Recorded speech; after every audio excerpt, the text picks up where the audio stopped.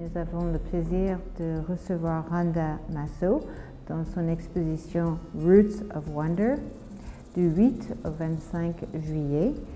C'est dans le cadre de nos Green Days qui vont faire une série d'animations sur l'environnement et que nous allons effectuer dans le quartier. Et il nous semblait logique de solliciter Randa, que je suivis son œuvre depuis de nombreuses années, qui touche des thématiques qui nous sont très proches, la nature, les arbres, ainsi qu'un univers un peu particulier avec des arbres qui flottent, des irréels. L'exposition s'appelle Roots of Wonder, les racines du merveilleux.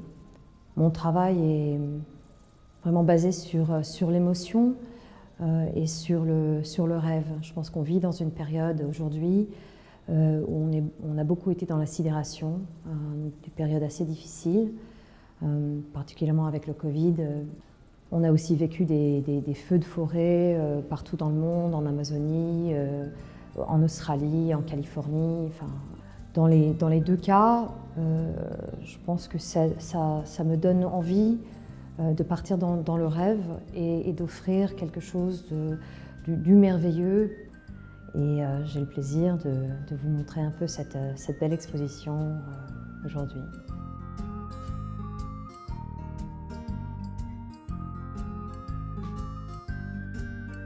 Bon, déjà, l'arbre, pour moi, est quelque chose d'important. Ça fait des milliers d'années que des peuples vénèrent les arbres. Et je pense que même l'animisme, au départ, c'était quelque chose peut-être très intuitif, peut-être très organique. Et peut-être qu'aujourd'hui, on est en train de trouver des raisonnements scientifiques qui donnent raison à certaines comment dirais-je, intuitions spirituelles, on va dire, de l'époque, mais par rapport à l'importance de l'arbre dans l'environnement.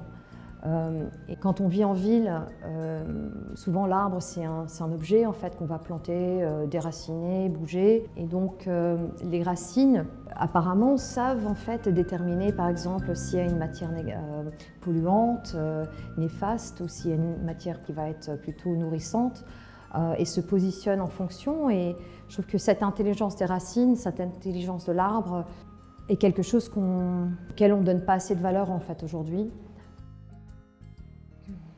Donc je peins depuis 6 ans et j'ai commencé avec l'aquarelle et ensuite j'ai rajouté d'autres matières, l'encre de Chine, les crayons de couleur, le bourdonnois qui est vraiment au cœur de cette exposition aujourd'hui. Et là, depuis le Covid, en fait, j'ai commencé à visiter beaucoup de parcs aux environs de Paris et à prendre beaucoup de photos. Ce qui m'intéresse, c'est à nouveau comment traduire par la photo la force de l'arbre et cet aspect vraiment magique de la direction, de la corporalité en fait, de ces branches.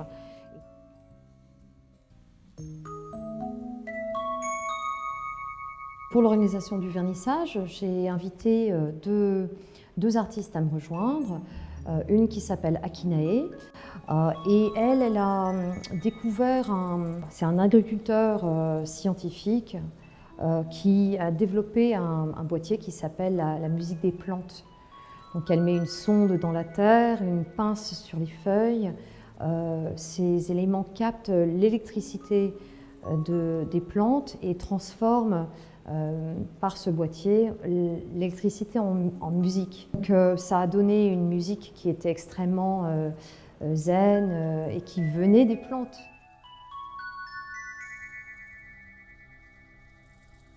J'ai également invité Cyril Piros, qui lui, depuis 10 ans, crée des masques en écorce de bois, qui est un vrai militant en fait aussi de la vie, de l'importance des arbres, et qui nous a fait une très belle intervention autour du poème de Victor Hugo qui s'appelle « Aux arbres ».